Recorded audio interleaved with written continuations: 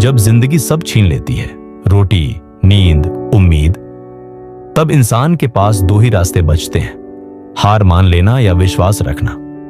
विश्वास कोई दिखने वाली चीज नहीं है, लेकिन जिस दिन इंसान सच्चे दिल से भरोसा करता है, उस दिन ईश्वर उसकी मदद जरूर करते हैं। आज की यह कहानी है एक किसान की, जिसकी झोली खाली थी लेकिन दिल भरोसे से भरा था। उसका नाम था हरिया। उत्तर प्रदेश के एक छोटे से गांव रामपुरा में हरिया नाम का एक बुजुर्ग किसान रहता था। उम्र भले ही 65 पार कर चुकी थी, लेकिन उसकी मेहनत और ईमानदारी आज भी नौजवानों को शर्मिंदा कर दे। गांव में उसे सब हरिया बाबा कहकर बुलाते थे, क्योंकि वो सिर्फ उम्र में ही नहीं, अनुभव में भी बड़ा था। हरिया की पूरी जिंदगी खेतों में बीती थी। उसकी सारी उम्मीदें, सपने और भविष्य की योजनाएं उसकी 2 एकड़ जमीन पर टिकी थी। इसी जमीन से अनाज उगाकर वो अपने बच्चों का पेट पालता, स्कूल की फीस भरता और दिवाली मनाता। उस साल बरसात देर से आई, लेकिन जब आई तो उम्मीद से ज्यादा बारिश हुई। फसलें खिल उठी। हरिया की आंखों में चमक थी। इस बार अच्छी कमाई होगी, पर किस्मत को कुछ और मंजूर था। एक शाम आसमान में काले बादल घिर आए। पहले तो गांव वालों ने राहत की सांस ली, पर जल्दी ही तेज हवा, ओले और मूसलाधार बारिश ने सब कुछ तबाह कर दिया। हरिया का पूरा खेत पानी में डूब गया।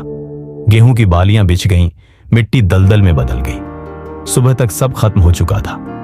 हरिया चुपचाप अपने खेत के किनारे बैठा रहा। गांव के लोग रो रहे थे, गुस्से में थे, लेकिन हरिया की आंखें शांत थी। उसका पोता रोते हुए बोला, दादा, अब क्या करेंगे? घर में एक दाना नहीं बचा है। हरिया ने धीरे से मुस्कुराकर आसमान की ओर देखा और बोला, जिसने अब तक हमें भूखा नहीं मारा, वही आगे भी कुछ करेगा। अगली सुबह हरिया गांव के डाकघर गया। एक चिट्ठी लिखी।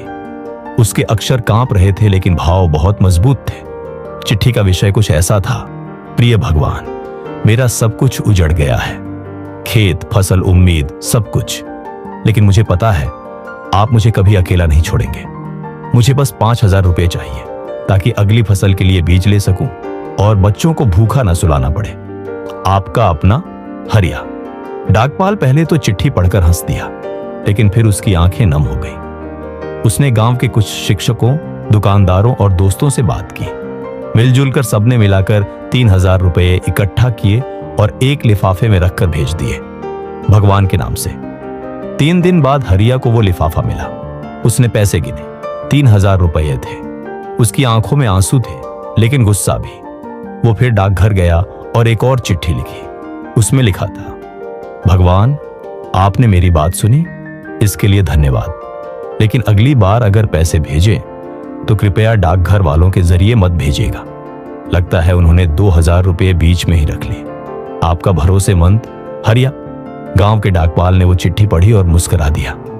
उसे गुस्सा नहीं आया, बल्कि गर्व हुआ कि किसी को इतना भरोसा है उस अदृश्य शक्ति पर कि वो इंसानों की मदद को भी ईश्वर की कृपा मानता है। हरिया ने उसी पैसों से बीज खरीदे, खेत फिर से बोया और कुछ महीनों बाद खेतों में फिर से हरियाली लौट आई। आज भी जब कोई गांव में निराश होता है तो लोग एक ही बात कहते हैं, हरिया बाबा की तरह विश्वास रखो, भगवान जरूर सुनता है। सीख, जब सब कुछ खत्म हो जाए तो भी अगर आस्था बची हो तो वो अकेले ही नई शुरुआत कर सकती है। दुनिया बदल सकती है, लेकिन भगवान पर भरोसा रखने वालों का रास्ता कभी नहीं रुकता।